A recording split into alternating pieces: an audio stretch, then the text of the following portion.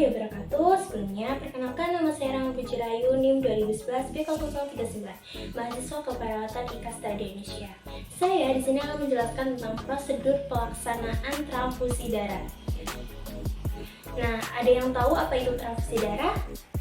Yap, transfusi darah adalah suatu pemberian darah lengkap atau komponen darah seperti plasma, sel darah merah, atau trombosit melalui jalur IV. Selain itu, ada beberapa tujuan dari transfusi darah loh. Yang pertama adalah memenuhi kebutuhan klien terhadap darah sesuai dengan program pengobatannya. Kedua, transfusi darah untuk menangani pasien anemia berat. Ketiga, untuk meningkatkan volume sirkulasi darah. Setelah pembedahan atau trauma, juga pendarahan. Keempat, untuk meningkatkan jumlah sel darah merah dan untuk mempertahankan kadar hemoglobin pada klien yang menderita anemia berat. Selain itu, indikasi pemberian transfusi darah yang pertama adalah Hb kurang dari 8 gram atau per desiliter. 2. Praoperasi. Dalam pemberian darah harus diperhatikan kondisi pasiennya, kemudian kecocokan darah melalui nama pasien, label darah, golongan darah, serta pemeriksaan warna darah, terjadinya gumpalan atau tidaknya, juga adanya percampuran atau tidaknya. Selain itu, ada faktor-faktor yang mempengaruhi transfusi darah. Yang pertama adalah golongan darah dan tipe darah. Golongan darah A, B, O, AB adalah yang hanya bisa menjadi pendonor dan sekaligus sebagai resipien adalah orang yang memiliki golongan darah O karena tidak antigen dari 3 golongan tersebut. Yang kedua, reaksi transfusi. Reaksi transfusi adalah respon sistematik tubuh terhadap ketidakcocokan darah donor dengan darah resipien. Reaksi ini disebabkan ketika tidak cocokan sel darah merah. Nah, selain itu, transfusi darah juga dapat menyebabkan penularan penyakit loh. Nah, selain itu, apa saja sih syarat donor darah itu?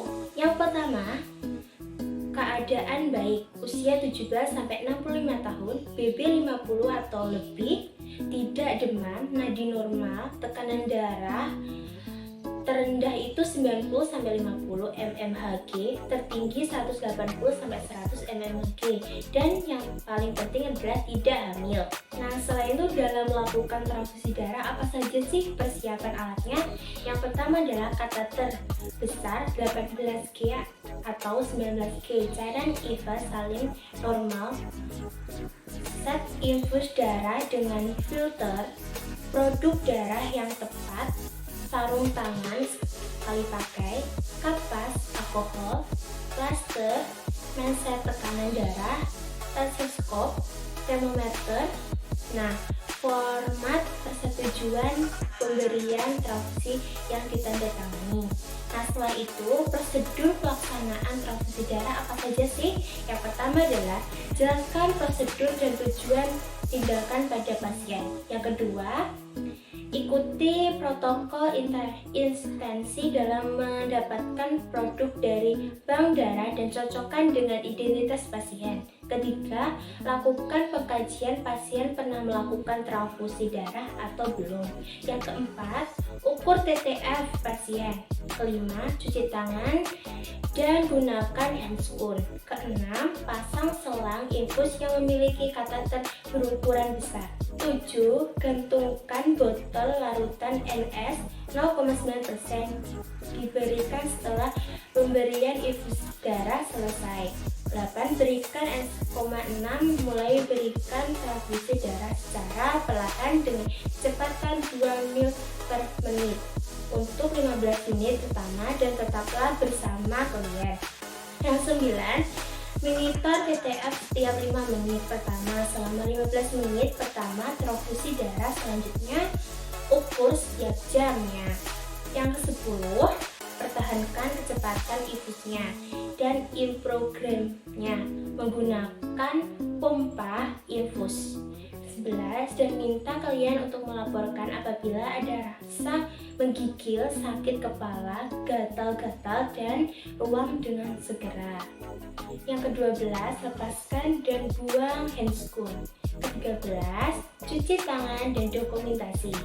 Nah, baik, itu tadi penjelasan terkait prosedur tindakan transfusi darah. Semoga bermanfaat. Apabila ada salah kata, saya mohon maaf. Wassalamualaikum warahmatullahi wabarakatuh.